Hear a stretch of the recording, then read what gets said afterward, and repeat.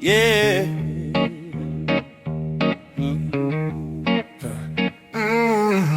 Peace, grace, and mercy to the bruise in the chat. We dive deep in the word where the wisdom at. Neighborhood Hebrews, we bringing light to the blind. Yeah. Late night, but the spirit still punch like a rock. Yeah. Peace, grace, and mercy. Yeah, that's the code. Oh, we walking through the word on this narrow road. The harsh on the mic, revelation insight. Stay tuned, fam. Scripture Sundays at night. Yeah. Scripture Sundays at night. Yeah. Scripture Sundays at night. Topics from the heart, from the struggle, from the streets. Scripture with the stats, we connect what it means. Real talk, no fluff, truth seasoned with flame. We reason through the verses till we call out his name. The comments be lit, the chat, yeah, we gotta reach to. One body, one mind, we just building the bruise. When that truth hit your chest, let the spirit ignite. The Scripture Sundays at night. The Bruce Leroy got that glow in the fight. Peace, grace, and mercy, yeah, that's the code. Oh, we walking through the word on this narrow road. The rush on the mic, revelation inside. Stay tuned, fam. Stay tuned, fam. Oh, Scripture Sundays at night. Oh, Scripture Sundays at night. Scripture Sundays at night.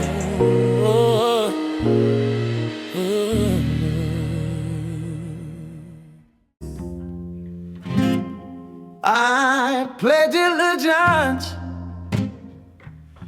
to the Bible of the house of Yahshua, for which it stands, one nation under Yahweh. I'll make it a lamp unto my feet and a light to my path. I will hide your word in my heart, that I may not sin against it. For in your word is freedom and redemption to the house of Yahshua. Yahweh, in the name of Yahushua, I pray and rebuke every spiritual curse that has come upon me. In my household, whether visible and or generous and less, let every chain be broken today, and let evil have no right to enter. Yahweh, I declare that our spouses, our children, and our families are covered by the blood of Yahushua. Build a spiritual wall of protection around us, so that no curse or tide or strife can enter our home. In Yahushua's name, Yah the Barak Yahweh.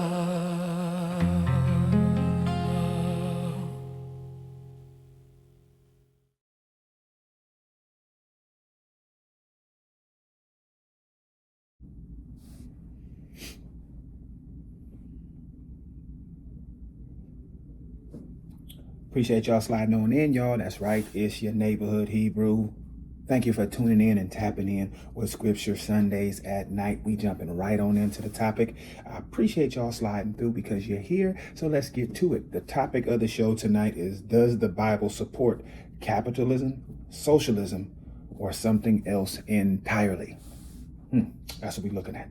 So this topic, it hits hard because the world is politically divided, and many assume that the Bible fits neatly into modern systems. No, it doesn't. You're actually trying to make it fit where it doesn't fit. It's a circle going into a square peg, or a square peg trying to fit into a circle. It does not fit. It's oil and water. But the scriptures, they actually present a completely different economic system. This is the problem. So, one rooted in the law, the Bible, the Torah, and it's not capitalism or socialism. The Bible is completely different and it stands on its own. So, we live in a world where it's ruled by two dominant systems. What systems are those? The ones we're talking about, capitalism and socialism. But neither comes from the Most High. The Bible, it lays out a system order, or rather, the system's order that the Bible lays out is actually older than America, China, Rome, any of these systems, any of these governmental Babylonian type of systems. A system that is rather built on covenant, stewardship, and justice. This is what the Bible is telling you to do and how you should operate. Okay? Modern systems are man-made. The law of the Bible, or the Torah, its economics are Yah-made, made by the Creator. So, before we really get into the teaching of today's show, we got to first start in the first segment of giving you the definitions of each category that we're speaking on. So first, we're going to start off with capitalism. Capitalism, it is an economic system based on private ownership, that's one, free markets, competition, and profit. Now, what are the values of capitalism? It's individualism, wealth accumulation, investment, and entrepreneurship. Okay? Now, what are the problems that we are dealing with in modernity, modern time, with capitalism? It's extreme poverty versus extreme wealth, right? So either you're rich or you're poor, right? That's why they always been saying that they moving and squeezing out the middle class, right? It's greed-driven policies, because all the policies are actually going, the lobbyists, they lobby with those who pay them the most money to their campaigns. Market exploitation, okay? So we see how all the markets move, because it's really looking to exploit one another or extort one another just to get more bread, right? There's no protection for the poor. There's no protection for the poor at all. So, they'd rather criminalize you or just leave you out to die, because we already know with the population control, they want us to die off rather than try to help us, okay? So the issue with capitalism in current time right now, in 2025, the issue is inflation plus cost of living skyrocketing, right? It's out the gym.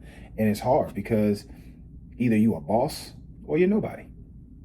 Okay? The CEO profits are at all-time highs. So again, if you not, now, even just earning six figures ain't gonna get you what you need, because you're still gonna be at the bottom of the barrel. And mind you, there aren't many six-figure earners, as we should already know.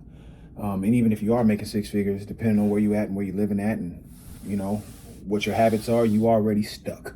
So you got to reverse, your way of living in your life and all of that just to get, back even. Next, we're going to look at the definition of socialism, which is an economic system where the government controls major resources and distributes wealth more equally. Sounds good, don't it? Sounds good. What are the values? It's collective ownership, equality, and state-managed systems. That's what this is about, right? But what are the actual problems that you don't really recognize? It's the government overreach, right? Because the government will have you depending on them, right? So when we think that we're actually getting the help from the government, is actually doing the reverse, okay? We got the loss of individual freedom, because you're going to have to resort and rely on who? The government, okay? Dependency on the state or government, right? All these things go back to depending on the state of the government, or in capitalism, just being an asshole, right? And just, hey, I'm in it for the money. So these are your two choices, right? And then corruption and centralized power. So within these government systems, right, that are claiming to help you, there's corruption in there, because even they still carry a capitalist mindset, because they want to be the ones that are in control so much to control what you get and when you get it. Right? That's what a governmental system is, and we are living in a Babylonian governmental system, which will and is trying to constantly destroy you. Okay, so what's the issue that we're seeing right now in 2025 with socialism? Is the rise of democratic socialism movements due to economic inequality. These are issues.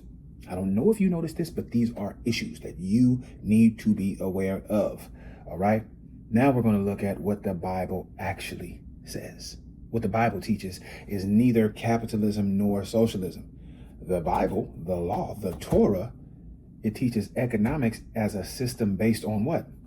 Land inheritance, Jubilee resets. What's a Jubilee reset? It's a time in which the Bible says, hey, if you owe a debt, you work it off for about 6 into the 7th year, you are free from that debt and you reset. So it's a Jubilee reset. It's already labeled here. So nobody's carrying what's the next one? No permanent debt.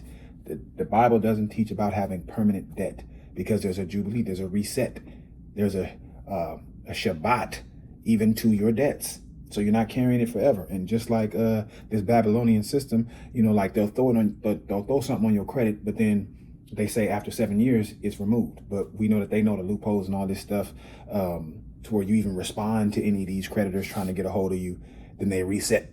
So again, the world does everything on the wicked side. If we come back to the Bible tells us actually how to operate.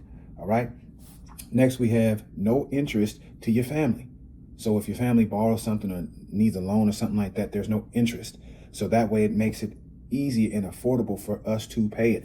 One of my rule of thumbs is I do my best to not let anybody borrow anything. What do I mean by that? I let you have it. So if you ask me for 100, but I only have 50, I'm just going to give you the 50 because that's what I can afford to just give you. I don't want you to pay it back because that's adding what? More debt to what you already have because you already owed or you already needed it for something. So if I can just say, hey, here's 50, take that. Just take it. Don't even worry about matter of fact, do not pay me back because that's what I gave it to you for, to help you out. The next is protection for the poor. So unlike capitalism, which is all about greed, the money, right? Or socialism, which don't care, right? Because they're just basically putting you in a state of being okay over here and depending on us, but we're only going to give you bare minimum. The Bible actually teaches you about protecting the poor, right? Bringing them in, right? Covering them from shelter, feeding them, letting them glean from the edges of your vineyards and, of your crops, making sure that they're fed all the time. Not sitting out here, dirty and stanky and funky and needing help with their mental issues and all of that. No, the Bible actually tells us how to operate like this. Next, you have fair labor. So, if you work, you're going to get paid righteously by the end of the day, unlike the systems we live in now where they say you got to wait a week or 2 weeks, a month just to get paid for the work you did 3 weeks ago. The Bible says that you got to pay a man by the end of the day. By the end of the day. Generosity, right? Stewardship and righteousness, okay? The biblical system is covenant economics. It's covenantal, which means it's locked into the family culture and it's guided by the Most High Yahweh. Right? Not by government or corporations, which is what we see constantly with socialism and capitalism, right? So in the second segment of the show today, we're going to talk about what the Bible says about wealth, land, and labor. So in the first part of section 2, we're going to look at land ownership and how it belongs to the Most High. We're going to go to Leviticus 25 and 23. As y'all know, I do most of my teachings out of the GNT so you can understand it plainly and clearly. Okay, so we're in Leviticus 25 and 23. It says, your land must not be sold on a permanent basis because you do not own it. It belongs to Yahweh. And you are like foreigners who are allowed to make use of it. Let's just go for this for some clarity. Right, because that was pretty clear, but we're going to get it in the KJV. It says, the land shall not be sold forever, for the land is mine, for ye are strangers and sojourners with me. So this is something that we should understand, right? The meaning of this is, hey, there's no capitalism in here, right? Where the rich accumulate everything. There's no socialism here, where the state controls everything. The land belongs to the Most High. The families are the stewards. That's why, in the beginning of the Bible, he says he separates all the nations into their portions of land that he is giving onto them. He's the landlord. It's not you. He's the landlord. All right. Now we're going to look at the Jubilee reset, which is what we were talking about. Right. And this is going to be pertaining to no permanent property, but also, tying into the rest. So this is Leviticus 25, staying in the same chapter, but we're going from verses 10 to 17. It says, and this is GNT, in this way you shall set the 50th year apart, or the 15th, 50th. No, it's the 50th. Salakia, forgive me. In this way you shall set the 15th. Why do I keep saying 15th? In this way you shall set the 50th year apart and proclaim freedom to all the inhabitants of the land. During this year, all property that has been sold shall be restored to the original owner or the descendants, and any who have been sold as slaves shall return to their families. So do we catch that right there? So in this 50th year apart and proclaim freedom. Okay, so in the 50th year, things need to be back restored, right? So this is a jubilee, right? And hey, whether look, if you were slaves or you know, whatever it was, you are now restored. Okay, it says, verse 11, you shall not plant your fields or harvest the grain that grows by itself or gather the grapes in your unpruned vineyards. The whole year shall be sacred for you. You shall eat only what the fields produce of themselves. So this is saying, hey, that you're supposed to let the land rest, right? And everything, especially when you get it back, you let it rest, you let it renew itself, and then you get back to it. Verse 13, in this year, all property that has been sold shall be restored to its original owner. Just like what we was talking about, right? It's reiterating it. So when you sell land to an Israelite or buy land, do not deal unfairly. You got to deal justly. The price is to be set according to the number of years the land can produce crops before the next year of restoration, because that's the Jubilee. The Jubilee is a time of restoration, restoring back to its original source. So now, okay, so if we look at it in, let's say if you have a rental agreement, let's say I own this lot where this building is. This rental agreement, I shall rent it out for this expected amount of time, and then it comes back, and then we have to let the land rest, and then we do it again, right? We renew the contract, basically is what it's saying. Okay, verse 16, if there are many years, the price shall be higher, right? So if your field is yielding a lot, right? It says the price is set according to the number of years the land can produce crops. So if the land can produce crops, for 20, 30 years, it's going to be more expensive than a piece of land that can only yield crops for 5 years, right? Just to make it make sense. Let me see. Verse 16, if there are many years, the price shall be higher. But if there are only a few years, the price shall be lower, because what is being sold is the number of crops the land can produce. Do not cheat an Israelite, but obey Yahweh. This is very, very key. Very, very key. Because what this is doing is preventing generational poverty, because it keeps the money line going and then it resets. Okay.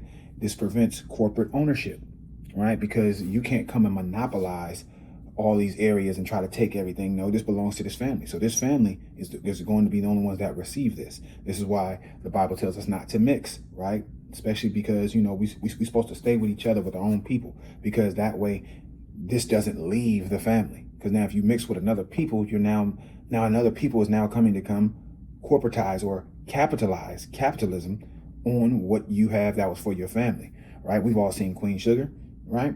The TV show. And it's talking about that, right?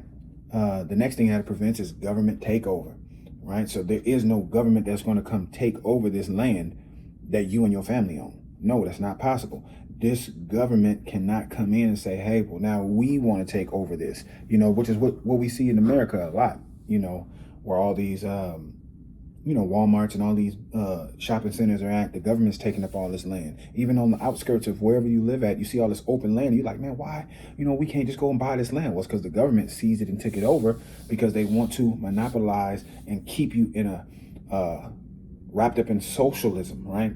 Because they want you to just have to come to them for everything, right? So it's either they want you to, the world wants you to either be a capitalist or a socialist, right? And it also prevents landlords dominating the poor. So you don't want no slumlord, right? So you want somebody who's going to act right and be right. So according to what your land can produce, that's how long you can get this land for. And then once that time is up, it comes back to us. We can either choose to stay, or if somebody else wants to basically rent it out, same thing happens there. All right. Now, let's move into the second part of the second segment of the show, which is no interest to your family, no interest to your people. All right, this is against capitalism. All right, we're going to Exodus 22 and 25 and Deuteronomy 23, 19 through 20.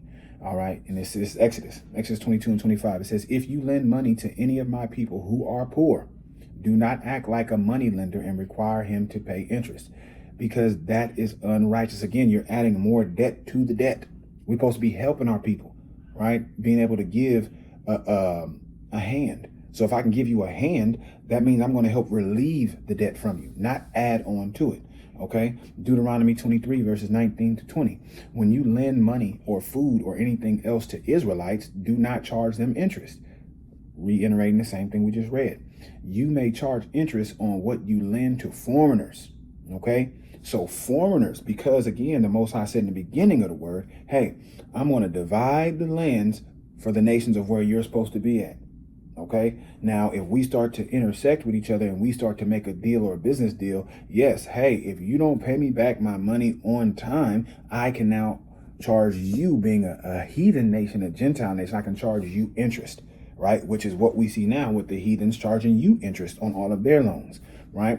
So they actually do got that right. But the problem is they built their government system based on the Most High's land, right? And this wasn't their initial land that he allotted to you to begin with. You know what I'm saying? For those who know, you know, right? Verse 20. Verse 20. It says, you may charge interest on what you lend to foreigners, but not on what you lend to Israelites. Obey this rule, and Yahweh will bless everything you do in the land that you are going to occupy. Okay?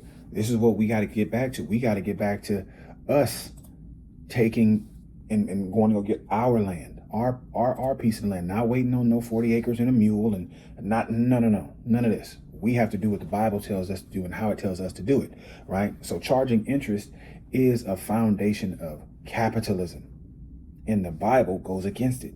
This will be considered a sin, right? To charge interest against your people, right? So we don't need to take on that aspect. Let's go into the next part. In the third part of section 2 or segment 2 is the protection for the poor. So now we're going to cut through a couple scriptures, and I'm just going to break them down as I go, because it's about 4 scriptures we're going to go through and, dissect. So first we're going to start off in Deuteronomy 15, verses 7 through 11. It says, if any of the towns in the land that the Most High is giving you, there are Israelites in need, then do not be selfish and refuse to help them. So that means you got to stand on business. You got to help your people. You have to help them.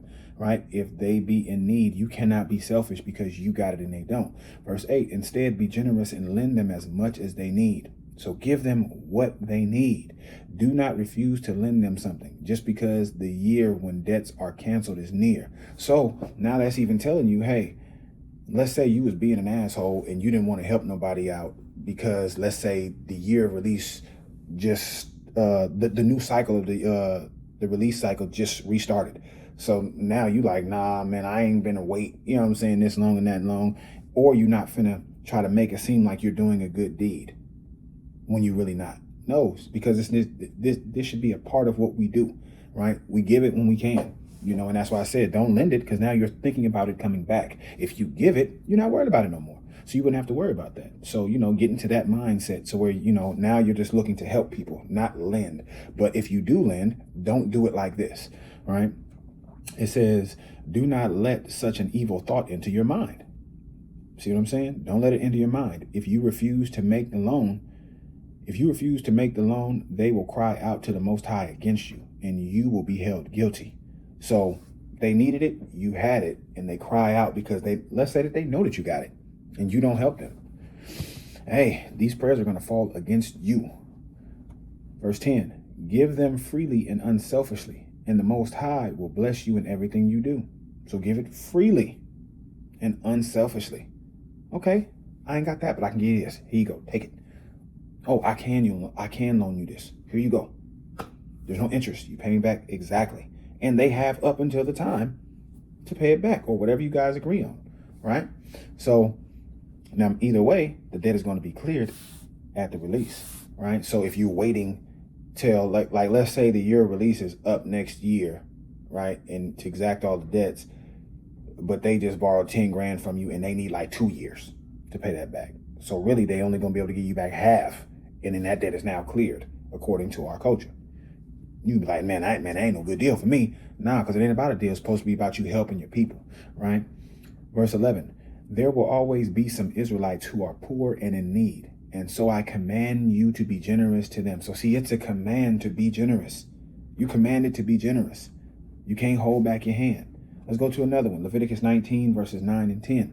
When you harvest your fields, do not cut the grain at the edges of the fields, and do not go back to cut the heads of grain that were left. Do not go back through your vineyard to gather the grapes that were missed, or to pick up the grapes that have fallen. Leave them for poor people and foreigners. I am the Most High, your power. Because, hey, all of that's food. All of that is food, and they are in need. So the grains to the grapes, to any of the other fruit trees that you may have, even if they fall, let them sit. Of course, now, if the rotten ones, you pick up the rotten ones. Yeah, but the other ones, maybe let them sit because somebody else is going to be in need and they'll come by and they'll for sure scoop that up, right? Now we're jumping over into the Apocrypha. As y'all know, we're going into Sirach. We're still in the GNT though with it, right? Chapter 4 and verses 1 through 5 says, my child, don't prevent the poor from making a living or keep them waiting in their need. So y'all remember, when you pull up used to pull up to a stoplight and people come out of nowhere, man, trying to wash your windows and get your windshield. You know what I'm saying? That, they just want a few dollars, right? So don't prevent the poor from making a living, pumping your gas or, whatever it is. Even if they doing some music or they singing or whatever. Hey, look, they actually trying to work. They're trying to work and you preventing them, right? So, don't keep them or prevent them from trying to actually make a living, right? Because this is what they're doing. And they're not doing nothing wicked. They're trying to do some work, right? And they're trying to, help out where they can. If your windshield dirty and they need cleaning, hey, look, they looking out, right? Verse 2, never give a hungry person any cause for resentment or anger, right? They hungry. So they already going to be emotional, ready to crash the hell out. So, hey, help them out, because if you help them out, now you can have a reasonable conversation with them to see really where their head's at, what's going on with them, right? Verse 3, don't add to the troubles of someone who is already desperate. They're already desperate. If you add more troubles to that, you might be in the line of fire. You might be their next target. If he is in need, don't put off giving to him. Ain't that what we just read in the law, right? If they in need, don't put off giving to them. Why? Because it's a command to be generous, right? Verses 4 and 5. Don't refuse to help a beggar who is in distress, right? Now that beggar, we not supposed to be beggars, but if they begging, hey, drop them something and keep it moving, right? Keep it moving. Now that don't mean you have to keep doubling back every time you see this beggar and keep doing the same thing. No, that's not what we're talking about, right? It says, don't turn your back on a poor person or give him any reason to curse you. Now, when it says curse, it does not mean, oh, just motherfucker, and then all that. No. He's actually cursing you to the Most High. He's putting a curse on you. He wants something to happen to you. You know what I'm saying? He wants you dead, or, exactly, things like that. So, you want to make sure that you're doing your best to follow the commands and to count everything joy and be generous to your people. Be generous to your people, my brothers, my sisters, them Israelites. Be generous, and then that love and light will shine out even to others, okay? So now we're going to stay in the Apocrypha in Sirach. We're going to go to chapter 29 and verse 8 through 13. And this is speaking on generosity, right? So nevertheless, be understanding with those who are poor. So be understanding with those who are poor. Most of us have been through some things where we know, well, well, hey, I ain't had nothing. So me knowing that I ain't had nothing, I'm not going to treat you a certain way because I know what not having nothing feels like. So I know the mindset and where, that can put me. It says, don't keep them waiting for your generosity. The Most High has commanded us to help the poor, as he did. We just read it. Don't refuse them the help they need. Don't refuse when they need the help. It is better to lose your money by helping a relative or a friend than to lose it by letting it rust away under a rock somewhere. So if you saving up money and you got all this stuff saved up, but you got a friend, a relative, a loved one, or just your people that need something, but you like, nah, I ain't gonna help you. All right. Hey, you bringing sin upon yourself by doing that, right? So, hey, You know now. So don't act like you ain't never heard it. You know now.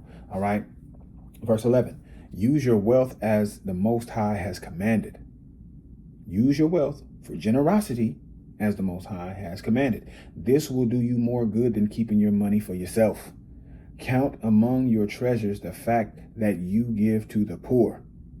So that's what you're counting amongst your treasures. What treasures? The treasures that are laid up in the kingdom, in your kingdom account, right? Your kingdom account should be calculating the fact that you're helping out the poor. This would be considered an almsgiving, a charity, right? Not nothing that you posted and telling people about, but hey, look, you see somebody in need, you step to the side, you're gonna help them out, right? It will save you from all kinds of trouble. Because you could have been doing something else. You could have actually been in a different situation, but the fact that you're helping, the Most High sees that and puts protection around you. Verse 13, and will be a better defense against your enemies than the strongest shield or stoutest spear. Why? Because the fact that you're doing these truly good deeds, helping the people that are in need, this spiritual protection, these angels are going to recognize your works and stand for you, petition for you to the Most High. The Most High is going to send his spirit around you to cover you. And that's stronger than any shield or any spear.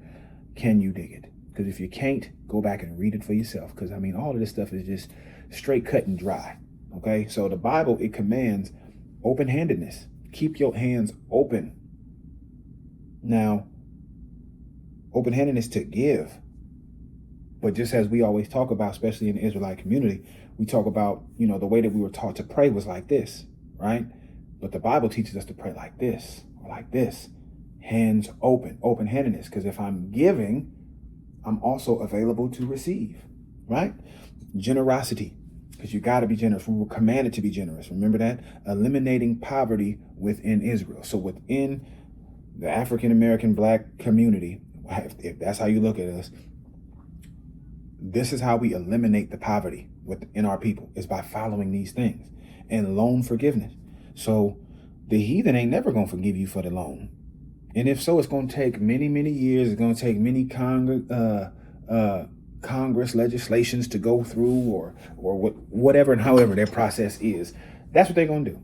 And they're going to take forever to do it, just to forgive your loans and all of that. And sometimes they even reverse it. And then they say you ain't got to pay it, but now you got to pay it again. You know what I'm saying? Like, these are the type of things that go down, and it's just terrible, and it's a headache. You know what I'm saying? Which is why you see a lot of us, man, we ain't trying to send our children to college. Why? So we can get loans, more debt, because they've already conditioned you to be conditioned to receiving debt and thinking that that's how you do it. Like, a lot of you, we buy homes and we think that we're doing a good thing, but really you're accumulating a 30-year debt. Why? Because most rich people don't even actually buy the houses or the cars. They rent them. Yeah, they got nice stuff in there. Yeah, it's protected and all of that. They might be there for, a bunch of years. But the stuff that they own actually makes money for them. That actually pays for the place that they rent. You know what I mean? So this is the stuff that we need to understand. So this aligns with neither capitalism nor socialism. It's righteous community responsibility. That's what this is. That's what this is. Whether you like it or not, this is about you getting active in your community, and this is what these actions look like. This is what it looks like.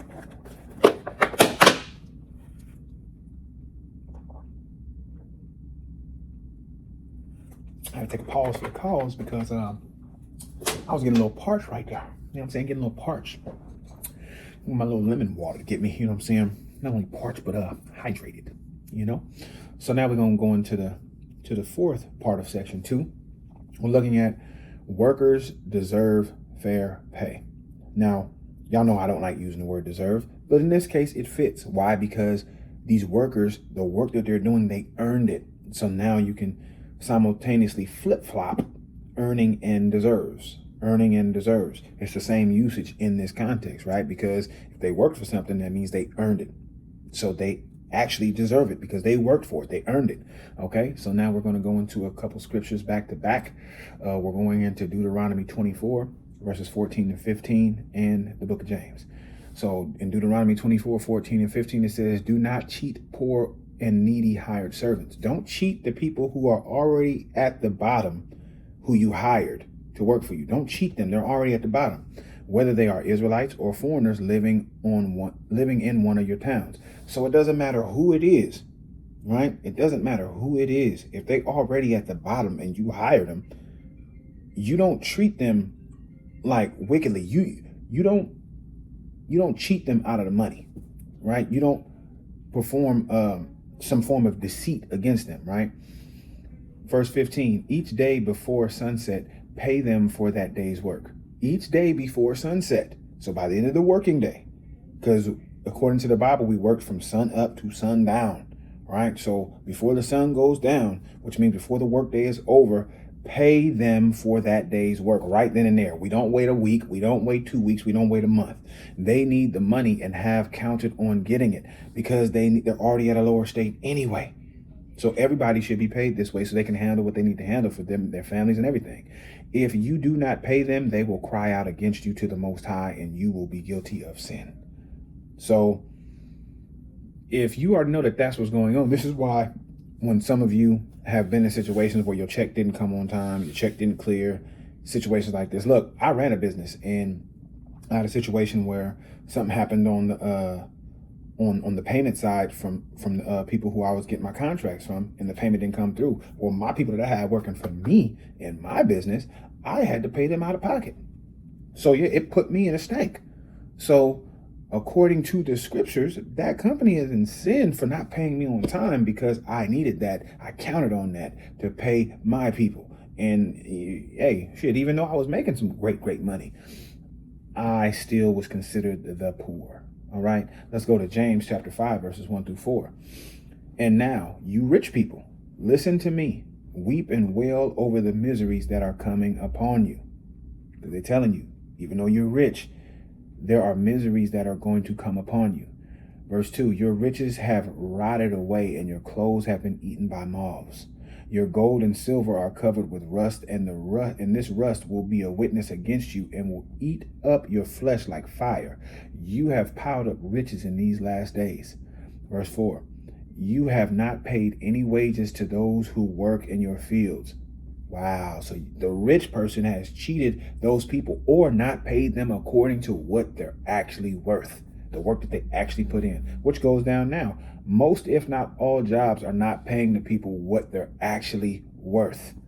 Okay, meaning, okay, if the cost of living is X, Y, Z, but you're only paying X, what about the Y, Z? You should at least be meeting up to the cost of the living, which is the X, Y, and the Z, but you're only paying me the X. And then we have to take it because we ain't got no other money and we don't want to resort to the streets and whatnot. All right. It says, listen to their complaints. Their complaints are we aren't getting paid enough. We ain't getting paid on time. Listen to the complaints. It says the cries of those who gather in your crops have reached the ears of the Most High. Okay. We already heard what happens. Once those cries reach up to the heavens, it's a rapture. And I don't mean the kind where you get saved. I mean the kind where you get put in the grave. Spiritual grave after death, kicked out and over that hilltop off the cliff into the lake of fire type thing there. You know what I'm saying? So we got to understand that capitalism often underpays. Most of the time, capitalism, which is what we're the system that we live in, most of us live in, is a capitalist system, and it underpays you. So if you're making $20 an hour, you should be making 40. If you're making 25 or 30, you can basically double every job that we have. We should be able to actually double it in order to actually have a good living, right? To live, comfortably. Socialism often controls pay without merit, so you're going to get paid. You're going to get paid, but it's going to be according to what they want to give you, right? And it's going to sound cool. It's going to sound good, but you also can't go against it. You see what I'm saying? The Bible demands fairness, not exploitation. So you pay me for a fair wage, right? Just like the Messiah breaks down. He says, I hired you. I got up early and I hired these workers, and each one of them agreed to the penny. Then I still needed more workers. I'm paraphrasing it all, right? At the end of the day, within the last couple hours or so, I got some more workers and I offered them a penny too. Because it's still the same type of work that needs to be done. So all of it deserves or earns that penny. You see what I'm saying? So let's jump over into segment 3 of the show. I appreciate y'all still rocking with me, hanging on in there with me. We got more to go, so let's go get it. In segment 3, we're going to look at what the Bible says about wealth, poverty, and governance. Okay? So in the first part of segment 3, we're going to look at wealth is not evil, but it must be righteous. Okay? For the love of money is the root to all evil. Money itself, getting the wealth and all that is not evil. It's the love, it's the idolatry of it. So we got a couple scriptures to touch on here. So we're going to start off in Proverbs 10 and 22. It says, it is the Most High's blessing that makes you wealthy. It's his blessings that make you wealthy. Hard work can make you no richer because your real wealth comes from the inside. The cleansing, the renewing of your mind, the circumcision of your heart. That's what makes you truly wealthy. See, in this world, we equate wealth with riches, and they're not the same. Because wealth is something that will be passed on to your generations, and they can actually live off of it because people will know how to deal with these people, right? Your family, your lineage, all right?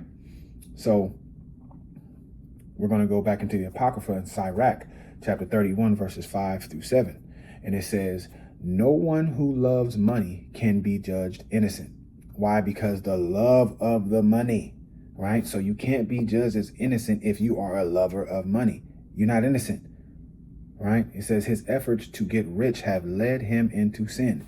You have done whatever it takes to get the money, to get the bag. So by you doing whatever it takes to get this bag, you're going to commit sins. Verse 6, many people have been ruined because of money, brought face to face with disaster. This is why when you say when somebody wants to chase the bag or hit a lick, they've been through some rough times in their life. Usually because it's revolving around anything, by any means necessary, we're going to get this bag. And they usually have been brought face to face with disaster many a times. And it might not seem directly linked in, but let's say you was on the way to hit a lick and you was getting shot at. The car flipped over. You got arrested, but the charge slipped and you could have got charged with something else, or this something else could have happened, or you know what I mean, you got robbed, or, you know what I'm saying, you've been coming face to face with disaster trying to get it. Verse 7, it says money is a trap for those who are fascinated by it. Money is a trap for those who are fascinated by it. A trap that every fool falls into. So think about when we listen to the music, the genre of rap, which we call our culture, right? Trap music. Well, it's because everybody's chasing the bag, so they're trapped. These are considered fools.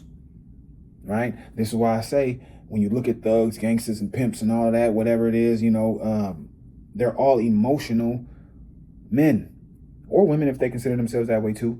But the money is destroying you because you think that getting the bag is the end all be all, but you focus so hard on this, it's foolish because you're not really circumcising your heart, renewing your mind, getting your spirit together. So you're worried about the wrong damn thing. Okay? Now we're jumping over into 1 Timothy chapter 6 and verse 17 to 19. Command those who are rich in the things of this life not to be proud. So if you got materialistic things and you got things rocking for you on the material monetary side, you are commanded not to be proud. Don't carry pride with that. It says, but to place their hope not in such an uncertain thing as riches, but in the Most High. So a lot of people who are well off right now, they don't put their hope and faith and trust in the Most High. They put it in their bank account. You see what I'm saying? That's what they rest on. It says, who generously gives us everything for our enjoyment. The Most High gives us everything generously. Remember what we were commanded? We were commanded to give generously, right? So he does the same for us. That's why he expects it from us, because he is our Father, right? Verse 18, command them to do good, to be rich in good works. It didn't say be rich in your bank account. It said be rich in good works. You can be rich, but it said, well, what did it say at first? If they are rich, that they are not proud, right? So don't be prideful. Be rich in good works, to be generous and ready to share with others. So if you got a large bank account, man, that means you should be doing the most for the people that are in need, helping your brothers and sisters get up on a level to where we can all give to the people that are in need, to where it takes away the poverty from throughout our generations and throughout our community, right? Verse 19, in this way, they will store up for themselves a treasure, which will be a solid foundation for the future. because this spirit is being passed on to the children who are seeing you doing this, through the relatives who are seeing you doing this. And then they will be able to win the life, which is true life. That's the goal, is to be able to get to this point in your life that actually gives back. You don't want to be in a situation where you cannot and you will not give back. This is the issue. So the Bible, it allows wealth but condemns greed. I'm going to say that again. The Bible allows wealth, because there's nothing wrong with being wealthy, but it condemns you being a greedy mubba bubba, right? So you got to get your hands out the cookie jar. You got to get your hands out the damn cookie jar. That's what you got to do, okay?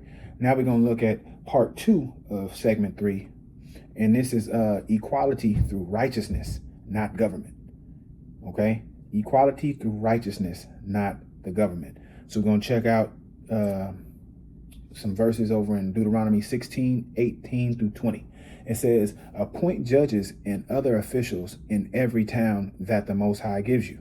These men are to judge the people impartially. Okay, so appoint judges, right, in every town, right, that follow the Most High, right? And these men, right, men are to be the judges, to judge the people impartially.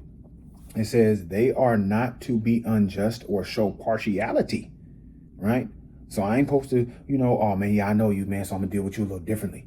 This is what being impartial is. Nah, I ain't being biased to nobody. Hey, you did this and you did this, y'all both get this. You did this and you did this, y'all both get that. You know what I'm saying? No matter if I know you or not. So it says they are not to be unjust or show partiality in their judgments, and they are not to accept bribes. What do the judges today do? They always getting arrested for taking bribes and, being scandalous for the last 30, 40 years, been just putting people in the prison because this police chief said this or did this, or this police officer knows this person, or this drug dealer knows this, or this mobster, gangster, murderer knows this, and they're able to pay him off and all of that. It says, for gifts blind the eyes even of the wise and honest men, and cause them to give wrong decisions. That's why a gift destroys the heart. So if a person knows the things that you love the most and they offer them to you, all you got to do is just make this judgment. Let this go. That's all you got to do. Let that go. No, you can't do that, because see, the Most High is watching everything that you're doing, and those wrong decisions will bite you in your ass. And you don't want that. You don't want that. All right. Verse 20, it says, always be fair and just, so that you will occupy the land that the Most High is giving you, and so that you will continue to live there. So always be fair and just, because the land that you get will be fair and just to you, because the Most High will bless the land that you own. And that's power right there. That's power that he's presenting to you through himself, right? It says, so if you don't want to have righteous land and move righteously, then it's going to show. And then your land is going to be taken. Okay. So judges appointed to maintain order and justice. That's the judges, right? They're appointed to maintain order and justice. What order? The Most High's order. What justice? The Most High's justice, not the government, state. And this is how we get caught up when we say, oh, well, we must obey the laws of the land. No, you must obey the Most High. You must obey the Most High above all, and get back to that, because us obeying the laws of the land, it puts us at odds with the Most High. Now, I'm not saying go out here and go run a red light. No, don't run a red light, because you might kill your damn self, right? So that's good. But the things that go against what the Most High say, don't do them, okay? It says, so if you thinking that just because somebody has went through college or whatever and became a judge that they're sitting in a righteous seat, no, most of them are corrupt. If not, I would say maybe there's probably 5% or less in the whole world that are judges that are just following what the Most High says to do. There might be 5% of them, right? Because a lot of them tell you to put your hands on the Bible when you're there, and they really ain't. It's trash, right? No king or government was supposed to control the economy. They were to enforce righteousness. So any leader is supposed to be enforcing righteousness according to the Most High, not according to their new bylaws and all their new things that they just applied. That's not supposed to happen. So now let's go over to part 3 of segment 3. No class oppression. So it's not supposed to be classism, rich, poor, and middle class and all that. It's not supposed to be any separation like that. We're supposed to be doing for each other and trying to help each other get on an equal plane. Okay? So we're going to jump into a couple scriptures on there. We're going to first go into Amos 8, verses 4-7. It says, listen to this. You that trample on the needy and try to destroy the poor of this country. So it's talking to the people who try to get over, these con men, or these, because a lot of rich people are con men and women, because they actually try to trick you out your money to give it to them. Right? That's why it says, the more zeros or more commas you add, to your network, you done stepped on somebody, right? You done did some things. Verse 5, it says, you say to yourselves, we can hardly wait for the holy days to be over so that we can sell our grain, right? Because even according to the day, right? Like, so now this is why you have the confusion about keeping a Sabbath day or a holy day or a new moon and all of that. You don't see that because the rich people who are in charge, right, with the capitalism, and even at the heads of the socialism, they pushing these days away. So now they can just keep getting their money. This is why it says we can hardly wait for the holy days to be over so that way we can sell our grain. When will the Sabbath end so that we can start selling again? Then we can overcharge, use false measures, and fix the scales to cheat our customers. I was just listening to a podcast by the OG today, Ask an Older Man. In the podcast, he was talking about, where he had a lady, who was mentioning a story or an incident that happened to her and her friend about when you do self-checkout. This is a note for all y'all. When y'all doing self-checkout, check the receipt because you might be getting charged double for some things. And sure enough, her friend got charged double on some things. And then so she went through self-checkout and she was like, man, you know what? I'm going to check my receipt. Sure enough, she was charged double for her chicken. You know what I mean? So this is what these things do. Fix the scales to cheat the customers. So their scales are cheating the customers even to today. That's a real life, real time situation that's happening. It says we can sell worthless wheat at a high price. When you go into these stores, a lot of the stuff is dead food that doesn't help us. That's why you got to start checking these ingredients. And y'all can check out Jabez, the Naturalite. He's always talking about how he lost all this weight and everything, but the key component is checking the ingredients on this stuff. Because right now it says this is what the rich people do who own all these large corporations and stores and grocery stores. It says we can sell worthless wheat. They're selling you worthless food at a high price, right? So we need to go get the natural stuff or make it our own. Speaking of that, I actually need to go get me a bread maker so I can start making my own bread. So that way, because the bread that they tell you not to eat is the bread that you buy from these stores. That's why it's not okay to eat it. But if you make your own bread with the simple ingredients, I think it's something like 3 ingredients to make bread. If you use that, that's the bread that you can eat, right? It says, we'll find someone poor who can't pay his debts, not even the price of a pair of sandals, and we'll buy him as a slave. So they're going to trick you out of your position. You're already poor. We're going to throw some more debt on you by saying, hey, we'll give you this, but you just got to, look out or do this for X, Y, and Z for us. So who's not going to take that? Because it's something, it seems like a better deal up above where you at, but really it's not. So verse 7, it says, the Most High Yahweh, God of Israel, has sworn, I will never forget their evil deeds. So if you want to be lumped in with these type of people who think like this, these con men, and if you want to get that bag to where you don't care what happens to the people up under you, hey, the Most High ain't going to forget that. So he's dealing with everybody on every class level. Every level of life you're getting dealt with. Let me quench my parchment. Seems like about every 30 minutes I grab a drink, huh?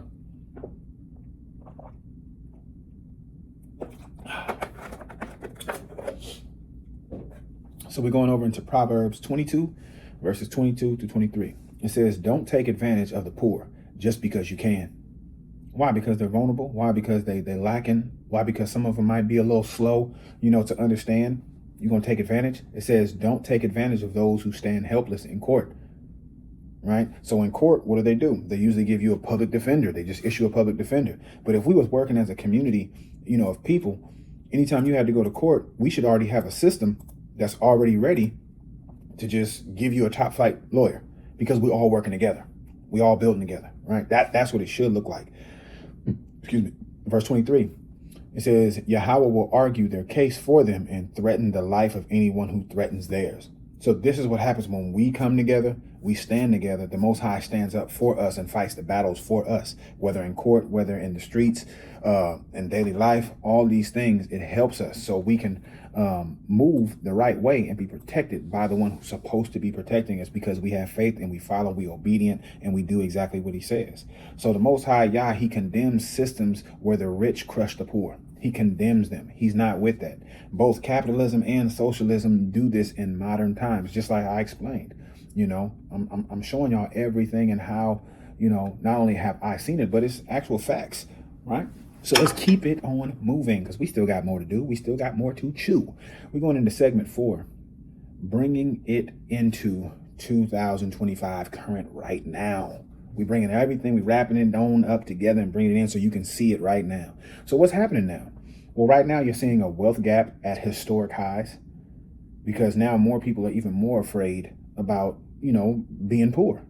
When 20, 30 years ago, 40 years ago, you didn't have to worry about that, right? But now it's seeming like a reality, right? You got AI replacing labor, which is taking away jobs.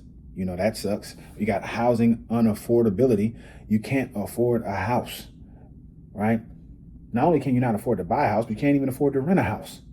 This is why my method is my method, and I'm sticking to it, and I'm getting back to it. I'm just saving up right now to get me another RV, right? So I can be on the go, move as I want, go as I go, and just pay my little rental fees wherever I'm gonna be at, right? But I can pack up and go. Next, you got the government surveillance increasing. So you got things like Google and the metaverse and all the socials and all that. They're all tapping in with Alexa. Everybody's listening to you. What they call the cameras in the sky, and all the cameras on every businesses. The government is tapped into that. You know, hey, it's out of bounds. It's out of bounds, right? Nations debating socialism versus capitalism. Why? Because one wants to take over the other, right? People are angry, divided, and confused more than ever. Now, people are trying to hold a strong stance, acting like they not feeling this way. They're not angry, because what used to save you with the money that you used to have, it won't save you right now. It's not going to save you. You also got to look at the inflation that inflation is outpacing wages. So again, if the cost of living and inflation is above that, but cost of living is still high as it is, and inflation is out exceeding that, and then what you're making isn't up to the cost of living. So you're under the under. You see what I'm saying? Then you look at corporate power surpasses natural power. So how things are naturally supposed to move is being changed because of somebody in a power position. Power position can change. They can lobby for something else to happen. It's going to happen because they got more pull, as they want to say, right? Then you want to look at socialism groups raising, or they're actually rising amongst the younger generations. And again, when you go back to the top of the show and you go look at the definition of socialism, it seems better, but it's not, because it's locking you up under the government system and it's keeping you subordinate to them. And that's where it's out of pocket. That's where it's out of pocket. So now we're going to check out some scriptures that help us see what's going on in this era right now in 2025.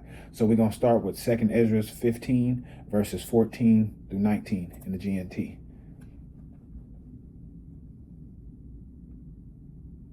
Let me get there. I didn't highlight this one because it's on 2:19. Okay, so it says, the world and the people in it are doomed. This is the time we're living in right now. The world and the people in it are doomed. The war that will bring their destruction is very near. Nations will arm themselves and fight against other nations. Remember the socialism and capitalism? They're going to fight over that, right? There will be great political turmoil, see, with one group trying to overpower another and gain control while ignoring the legitimate government. So now the nations are just going to say, hey, forget government. Hey, my squad versus your squad. We finna go to the death. There will no longer be free access to cities, because the struggle for power will bring destruction, terror, and total confusion wherever people live. So it's not going to matter, which is why, if it's not going to matter, we need to get away from populated cities the best we can and try to live on the outskirts. So that way, you know, because if anybody or anything comes in to the country, they're going to go to the populated areas first, and then they'll come to the outer limits. So that'll give you more time, right? And it's not running, but it's making sure that you stay safe and that you can prepare, right? Verse 19, driven by famine and terrible suffering, people will assault their neighbors and mercilessly plunder their possessions. Okay, so when famine and suffering come, people will resort to whatever, assaulting their neighbors and mercilessly plunder their possession. They're going to do anything. They're going to be crashing out. It's going to be a lot of crash outs going on right now. And that's what you're seeing, even with the short little loss of the EBT. People were starting to crash out, right? So people rising up due to economic instability. Now they're rising up not in the form of doing what's right, but out of fear, right? Out of fear. So it's actually causing more destruction. So that's what we got to look forward to in this era that we're living in. So we're going to stay in 2nd Ezra chapter. Now we're going to go to chapter 16, verses, where we at? Verses 18 through 21. Verses 18 through 21. And it says, troubles will come and many people will groan. Famine will come and many will die. Wars will come and the world powers will tremble. Disasters will come and everyone will be terrified. What will people do when these disasters come? Verse 19, famine, epidemics, troubles, and suffering are sent to punish and correct people. Did you hear that? Famine, epidemics, troubles, and suffering are sent to punish and correct. So when you go through things in life like these, it's meant to punish somebody for something that they did or correct somebody, right? It says, verse 20, but in spite of all this, they will not turn away from their sins. They soon forget their punishment. So you got whooped, but you didn't turn away and repent from that sin. Verse 21, the time is coming when food will be so cheap that people will think a time of peace and plenty has arrived.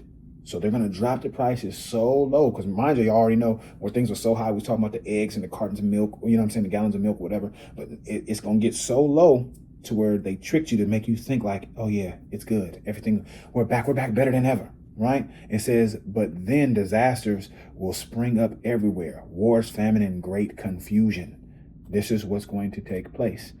Great confusion. So you're going to get the famine, the inflation, and distress. So it's going to confuse you because you didn't have nothing. Now you got everything, and then now it's war. So that's going to confuse you. So now we talked about James 5, but we're going to read those two again. James 5, but said we're going to read verses 5 and 6 as well. Come on now. There we go. So now I'm going to just read it straight through since we already touched on most of it. James 5, 1 through 6. And now, you rich people, listen to me. Weep and wail over the miseries that are coming upon you. Your riches have rotted away and your clothes have been eaten by moths. Your gold and your silver are covered with rust. And this rust will be a witness against you and will eat up your flesh like fire. You have piled up riches in these last days. You have not paid any wages to those who work in your fields. Listen to their complaints. The cries of those who gather in your crops have reached to the ears of Yahweh. Your life here on earth has been full of luxury and pleasure. You have made yourselves fat for the day of slaughter.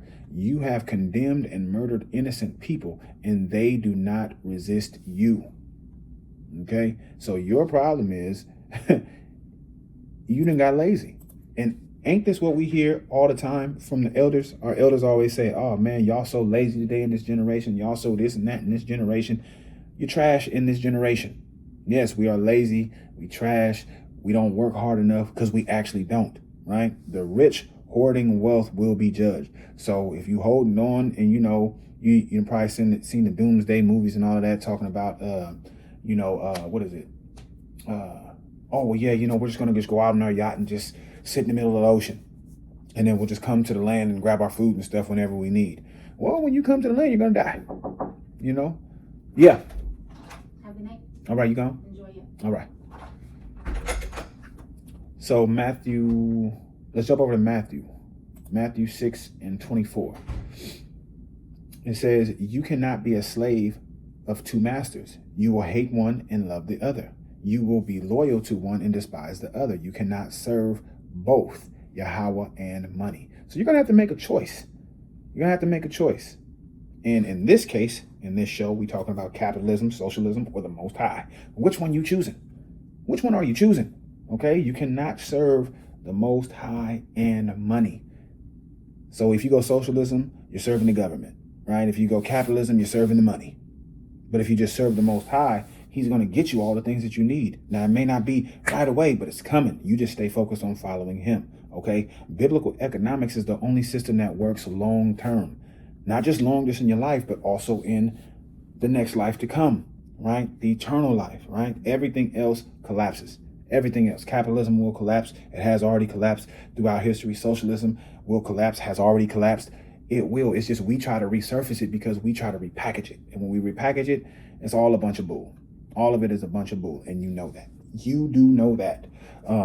So now in segment 5 of the show, we're looking at the biblical system and the Bible's economics on what it teaches us through the law or the Torah. Okay, so we're going to look at 6 pillars of biblical economics. Now, a lot we've already went over, so I'll just be paraphrasing. I think I'm going to read one, which is another one that was added in Proverbs. So we'll start with the first one, land stewardship. As y'all know, we went over Leviticus chapter 25 and verse 23, which is talking about you don't own the land permanently. As far as, okay, this is mine, we ain't never got it. No. The Most High even tells you, even on your land, even if you just stay on your land, you got to let that thing rest. So you can't just continuously just work it. No, you got to let it rest. Why? Because that's what the landlord said. The Most High, he says that you got to let it rest. And even if you, it being the land that he allotted to you for your family, or the land that you purchased or whatever, when you lend it out to somebody, it has to be for a period of time, and then you have to let it rest and reset and come back to its family, right? Back to the next generation to see what they want to do about it, right? So you might extend your loan agreement out for 20 years, but then, okay, now let's say, you getting up in age or whatever, now your children want to come in, okay, now you have to exact it back to your children, so in that 20 years, now they can figure out what they want to do. The next one is going right into, or from that 1 into 2, which is the Jubilee reset, right? No generational property or poverty, no generational poverty, all right? So by you having this land and making sure that it rests and it comes back to the family every generation or so, or every time period or so, it comes back to the family. In Leviticus 25 and 10, that's what it's talking about. You were able to make sure that we are all taking care of each other with this land, with the fruits, with the grains and everything that comes from this land. We're actually make sure that it takes care of each other. Okay. Number 3 is brotherhood or family loans, community loans without interest.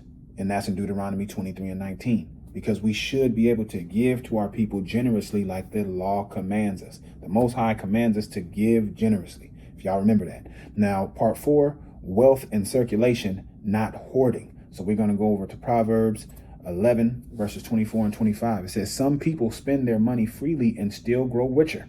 Some people spend their money freely and still grow richer. Others are cautious and yet grow poor. Be generous and you will be prosperous. Help others and you will be helped. So don't be envious of the person who spends their money freely and they still bubbling, right? Don't be envious of that. And don't be mad because you might be the person who's cautious and it's still taking you a while to get there. Okay? Your gifts and everything may be coming from somewhere else, but it even still says, be generous and you will be prosperous. So even if you got a little, like the lady with the one mite who dropped it into the treasury, she didn't have nothing, or she dropped the 2 mites. That's all she had. Be generous and give it on up and help wherever you can, especially for a good cause, meaning, something that's going to help your community, that's going to help, not just help you, but help your community. So this is talking about wealth circulation. Even if you only got a little, but you're still able to help some, that circulates. Even if you got a lot, but you're able to put in, that helps. That's wealth circulation. It's not hoarding on and holding on to it. A lot of us get into that because we grew up with nothing, right? And we're also taught to assume and consume debt, right? Now, number 5 is generosity to the poor. You got to be generous to the poor. As we already commanded to be generous with our people, but just be generous to the poor, because you already know where their mindset is, that they always ready to crash out because they at the bottom. They're truly at the bottom. And that's over in Sirach in the Apocrypha, chapter 29, verses 8 to 13. And then the last one is number 6 is labor fairness. So you have to be fair. It has to be fair. If you work today, at the end of shift, you're going to get paid. And you're going to get paid the wage that fits to help you succeed in life, to where you're not, crying and moaning and all. No. You got enough that adds up to the cost of living, that adds up to the inflation, right? This is what's wrong with the place that we live here in Babylon. This is the problem, right? So the conclusion of the show is the Bible supports neither capitalism or socialism. It doesn't support any of them, right? It supports a third system entirely, which is biblical Torah economics. This is what it supports, which is rooted in righteousness, community, inheritance, fairness, and stewardship, which is what we went over all throughout this here show. Okay, so before we wrap it up, we got to tie it up with some more scriptures. All right, so we're going into Proverbs 14 and 31. And it says, if you oppress poor people, you insult Yahweh who made them. But kindness shown to the poor is an act of worship. So by you actually doing generously towards the Most High's creation, people who actually happen to be poor, you don't even know this or even think this deep, but the Most High probably created them just to be poor in this moment to see how you're going to react, see how you're going to worship him, follow him, do what he says. Have you ever thought about it like that? Probably not. Probably not. Because by you going against this, you're reproaching the Most High. You don't want to be in that seat. You don't want to be in that seat. Now let's go over to Psalm chapter 72, verses 1 through 4. Teach the king to judge with your righteousness, O Yahweh. Share with him your own justice, so that he will rule over your people with justice and govern the oppressed with righteousness. Rule over the people with justice and govern the oppressed with righteousness. Okay, we can even look at this even like, when women deal with men, and when we tend to talk about, a woman following the man's lead and submitting to the man, we're only talking about this man ruling over his woman with justice and governing it with righteousness. It's the same thing, right? It's verse 3. It says, may the land enjoy prosperity. May it experience righteousness. The land that you have enjoy prosperity. So that means it needs to work and it needs to rest. It needs to work and it needs to rest. Just like we do. We work the 6 days that we're able to work, and then we rest on a Sabbath day to commemorate and rest. Verse 4, may the king judge the poor fairly. May the king judge the poor fairly. May he help the needy and defeat their oppressors. May the king judge the poor fairly. May he help the needy. So the king, the presidents, the governors, the mayors, they're supposed to judge the poor fairly. Help them get off the streets, help them figure out their situation. Don't enable them, but help them to get to the next level in life, to be able to be back a part of the community, right? And defeat the oppressors that put them in them situations unfairly. Does that sound about right? Oh, because too much right sounds wrong, right? Because everybody loves what is wrong now and calls it right. Isaiah said that. Now we're going to go into Acts chapter 2, verses 44 and 45. All the believers continued together in close fellowship and shared their belongings with one another. So if you consider yourself to be a believer, an Israelite, a Christian, whatever it is, and you follow this book that the Most High has given us to be a guide for us, then you, my family, my friends, we got to understand that we got to give it. We got to give it amongst each other, right? Continue together in close fellowship and share their belongings. I need to share what I got. I can't hold it over here. Oh, man, I'm stacking up for this. I'm stacking up for this. Yeah, I can still stack. This is what the scripture that I was talking about in Proverbs, when it's like, hey, one spends money freely and still gets richer. Because guess what? I'm giving it to you. Whatever. Money's still piling up.